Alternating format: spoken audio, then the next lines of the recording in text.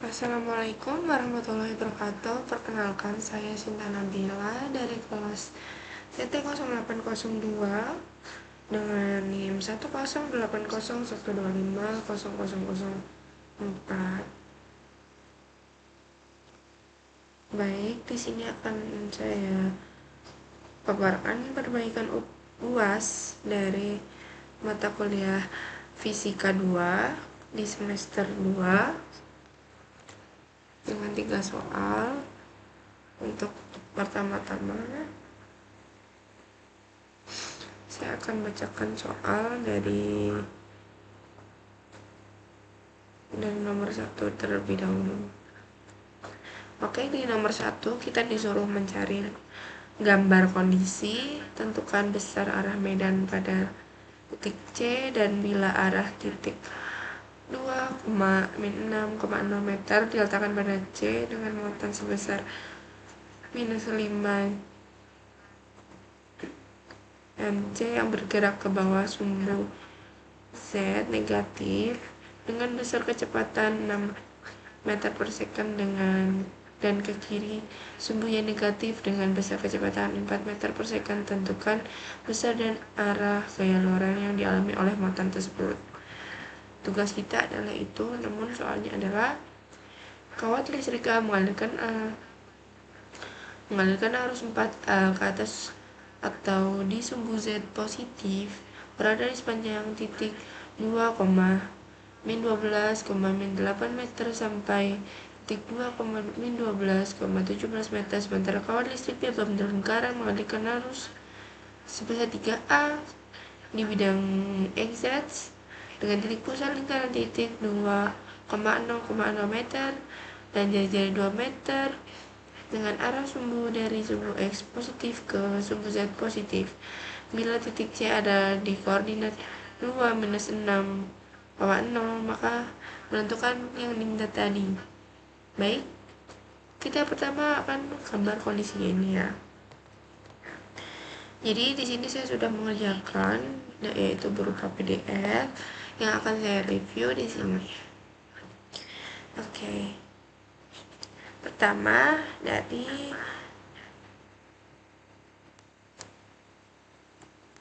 sini.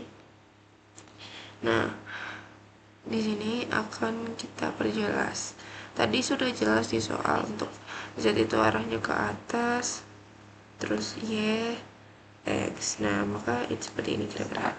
X, Y, Z.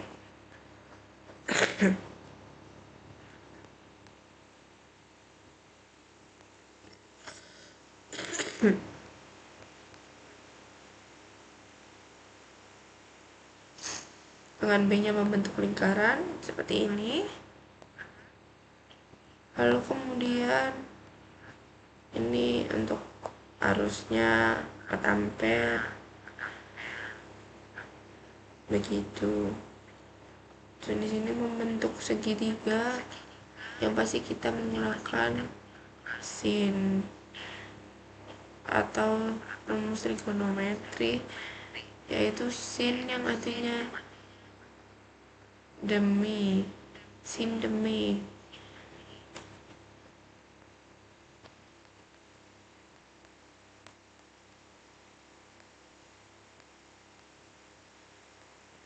Depan miring.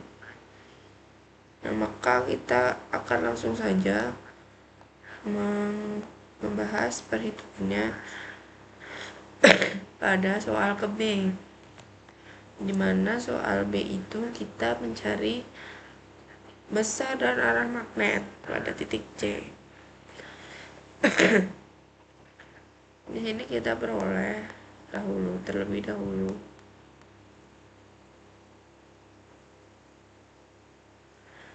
bahwa di sini ada alfa 1, sudut alfa 1 dan sudut alfa 2. Di sini nilainya sudut alfa 2 itu nilainya 8 per 10.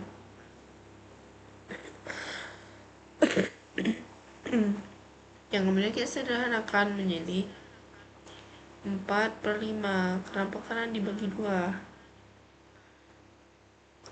Terus di sini ada sin alba 1 17/18,03 yang disenarkan menjadi minus 0,994. Nah, untuk mencari medan magnet kita perlu mengetahui rumusnya terlebih dahulu ya.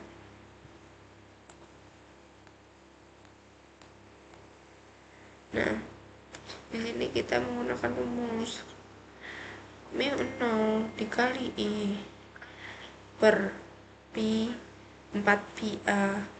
Nah, di dalam kurung sinus alfa 2 dikurangi sinus alfa 1, maka di sini kita bisa coret untuk 4 pi nya ya, anggap saja ini 0 karena sudah nilainya sama. Selanjutnya ini kita masukkan nilai sin alfa 1 dan alfa 2 nya ya, seperti yang ada di sini. Untuk 0,8 ini kita peroleh dari mengubah pecahan 4 sebentar.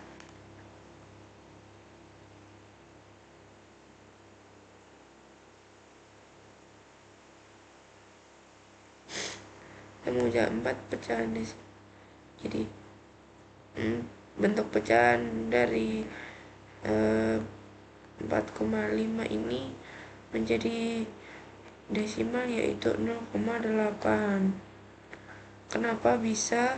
Yaitu kita akan membagi pembilang dengan penyebut dengan cara begini.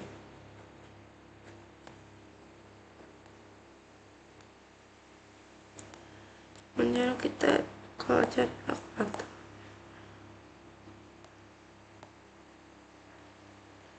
yaitu 4 dibagi 5. Nah, maka keluarlah hasil 0,8. Oke. Namun kita di sini kita bisa menulis ya, berarti ini 0,8 begitu. Lalu selanjutnya lanjut ke penghitungan.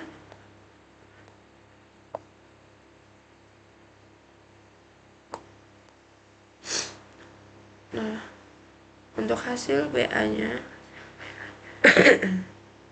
kita peroleh 0,29 dikali 10 pangkat min 7, dan kemudian 0,29 ini kita kalikan dengan arus yaitu 4 ampere. Nah, menjadi 1,16 dikali 10 pangkat min 7 dengan arah masuk minus I Tesla.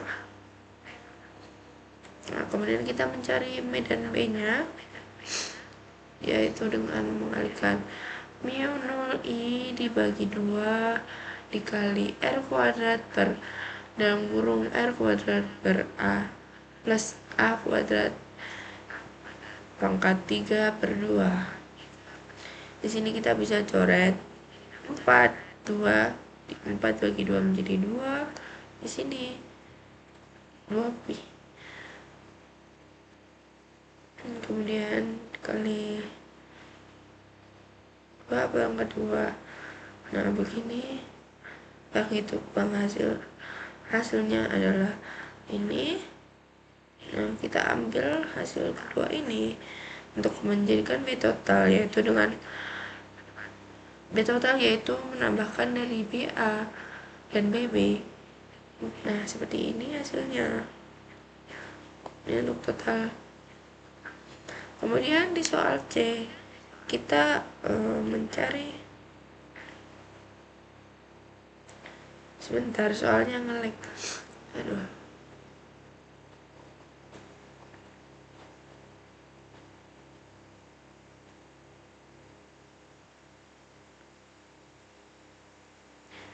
yaitu di sini kita apabila titiknya di 2 minus. Nah, maka di sini kita cari F dulu, yaitu gayanya. Kita bersihkan terlebih dahulu ya.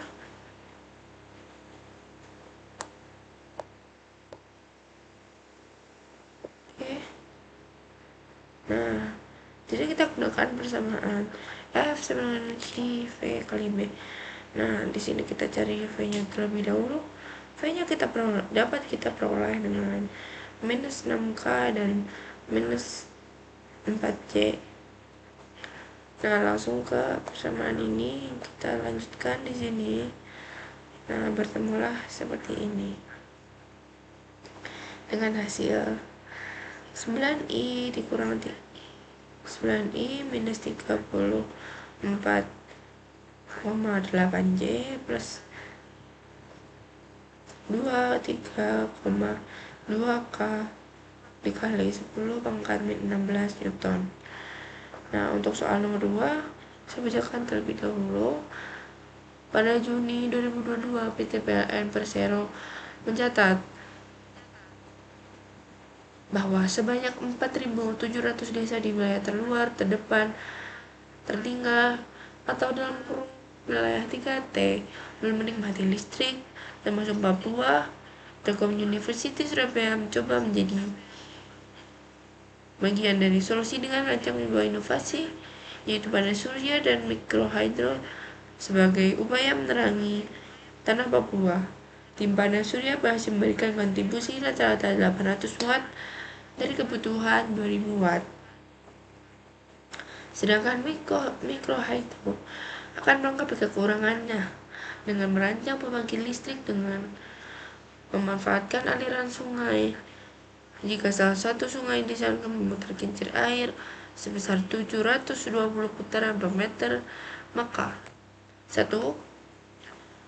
Buatlah gambar rangkaian pembangkit gigi yang sederhana dengan memanfaatkan magnet pemanen dan kawat listrik, serta tunjukkan bahwa rangkaian tersebut sanggup menghasilkan daya yang dibutuhkan dalam besarnya, medan gaya, luas permukaan, gerak gaya listrik, hambatan, dan jumlah lilitan diatur sendiri.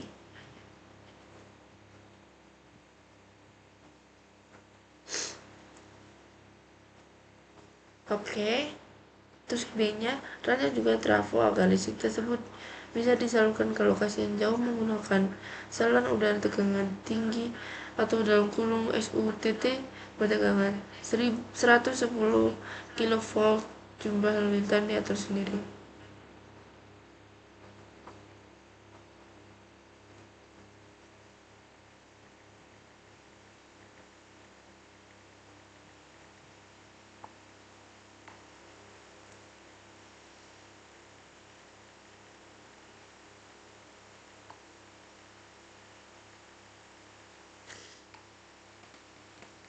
Oke, dari soalnya perlu kita ketahui terlebih dahulu ya untuk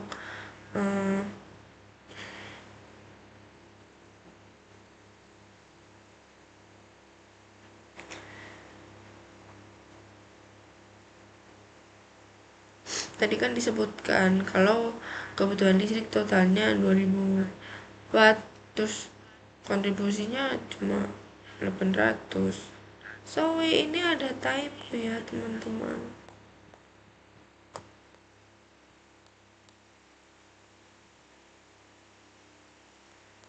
Ada kesalahan di sini. Ini harusnya 800, tapi saya mungkin tidak sadar ya. Di situ menulisnya tiba-tiba 8000. Nah, kita bisa mencari. Kita ambil dulu rangkaian penuhi, berarti kurangnya berapa begitu ya.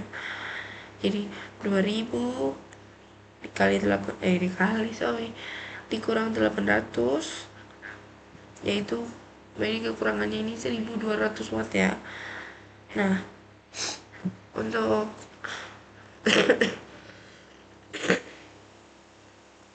menentukan hambatan bebannya, kita pakai rumus P sama dengan V kuadrat per R Jadi sini P-nya kan udah ketemu 1200 watt. Tadi di soal kan ada ya R-nya 150 kilovolt. Sorry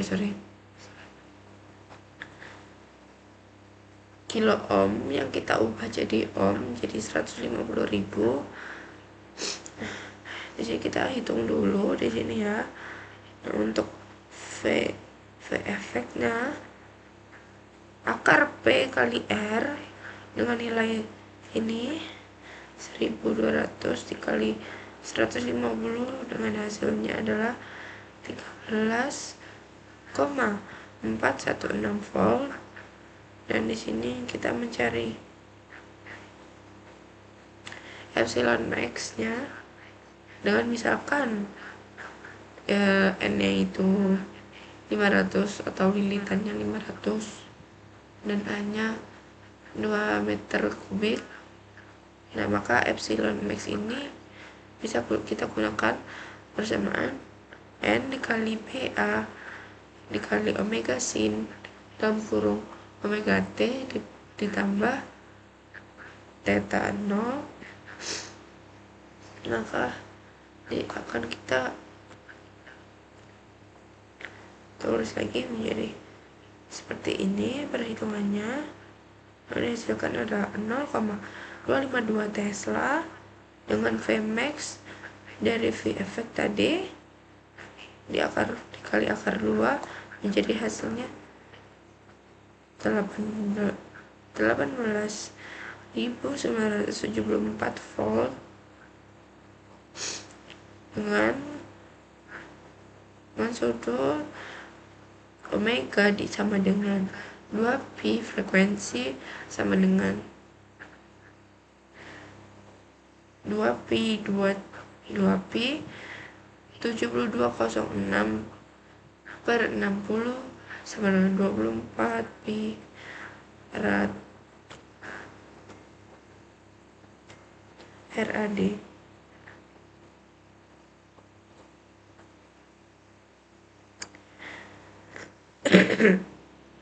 Di sini adalah gambar yang saya rancang. Ini adalah rumah warga.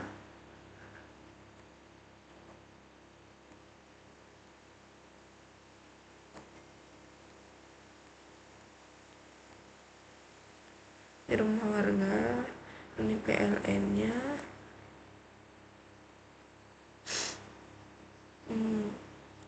Ini adalah kincir air.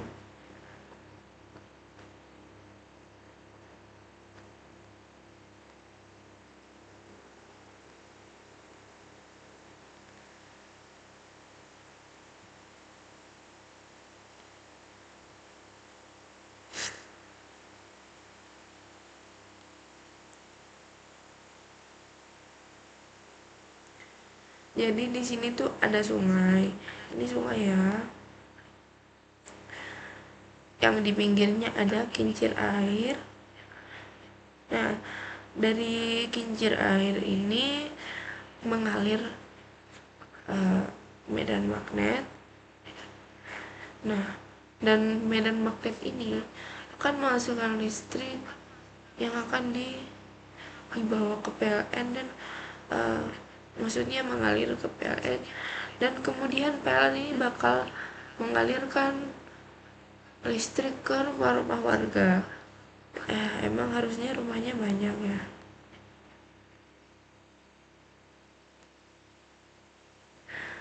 Nah, dia nyerap rumah.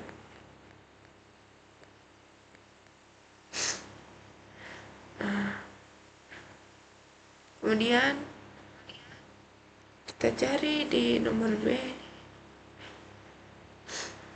Nah, di sini kita disuruh untuk mencari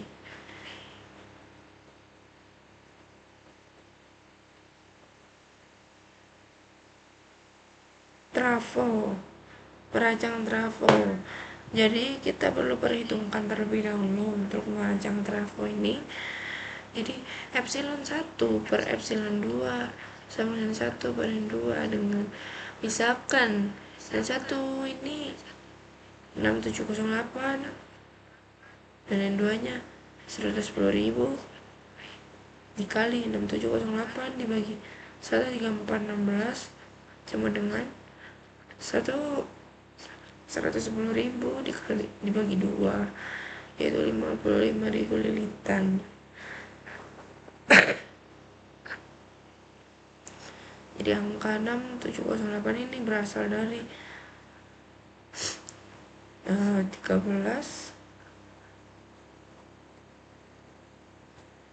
berasal dari dia Vmax 13416 ini berasal dari V effect ya, berasal dari V effect dibagi N2. Nah, maka di sini kita akan bertemu dengan 55.000 lilitan. Jadi kira-kira seperti ini ya gambarnya. Jadi kira-kira ini lilitannya kita dari N1 dan N2. Lanjut aja ke nomor 3. Selanjutnya diketahui ya, sebentar saya baca soalnya terlebih dahulu. Sebuah serangkaian seri LLC memiliki resistensi 60 ohm, induktansi 40 mHz, dan kapasitansi 8 microfarad F yang dihubungkan secara seri pada sumber tegangan 220 volt dan frekuensinya 40 Hz. Maka tentukan impedansi rangkaian, persamaan tegangan dan persamaan arus, kemudian menggambarkan diagram fasor antara tegangan dan arus. Langsung saja di sini kita ketahui dulu dari soalnya ya.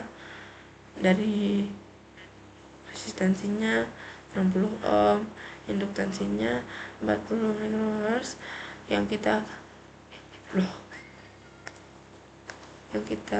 ubah menjadi satuan Hz menjadi 0,04 Hz. Kenapa bisa? Jadi ini turun 2 tangga. Kemudian kapasitansinya kita ubah juga jadi dari 8 menjadi 8 kali 10 pangkat 6, dan tegangan efektif kita temukan bahwa 220 volt dan frekuensinya adalah 40 Hz ya. Terus ini kita dapat frekuensi sudutnya dengan perhitungan omega 2πf sama dengan 2pi dan kurang 400, 2pi dikali 400 sama dengan 800 sama dengan kuali 13,20 radius per second.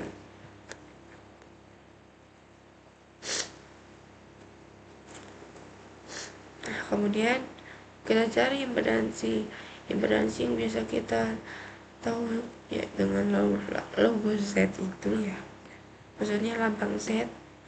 Nah, di sini perlu kita hitung dulu dari reaktansi induktif, reaktansi kapasitif. Nah, reaktansi induktif kita cari dengan persamaan X L sama dengan W omega L sama dengan ini 100,53 ohm. Dengan kita cari lagi reaktansi kapasitif dengan persamaan XC sama dengan 1 per omega C dengan hasil 49,74 ohm. Dan kita hitung reaktansi totalnya dengan mengurangi XL dikurangi XC dengan hasil 50,79 ohm. Dengan impedansinya jadi kita gunakan persamaan akar R kuadrat ditambah X kuadrat, jadi mendapatkan hasil 78,61 ohm. Kemudian kita mencari persamaan arus. Pertama kita mencari sudut fasenya dengan sudutnya, yaitu menggunakan tan theta. yaitu XL dikurangi SC dibagi R dengan hasil 40,25 derajat. Dengan arus efektifnya yaitu kita cari ya, kita masukkan tadi dengan persamaan I sama V per Z. Jadi arus sama dengan tegangannya 220 dengan impedansinya akan menghasilkan 2,80 ampere, dan di sini kita temukan tadi ini udah ada di soal, dan hasilnya ada di titik ini. Kemudian I nya mesin dengan titik yang 13,27 T ampere. Dengan penggambaran diagram Fasor di soal C, yaitu kita cari sudutnya terlebih dahulu. Nah, sudut ini, nah kira-kira 40 derajat itu. Nah, kita menggambar V nya ini kan mengira-ngira sudut 40 derajat itu sebagaimana. Jadi sebegini, kemudian ini untuk V, ini untuk I nya. Sekian pembahasan dari saya akhiri. Wassalamualaikum warahmatullahi wabarakatuh.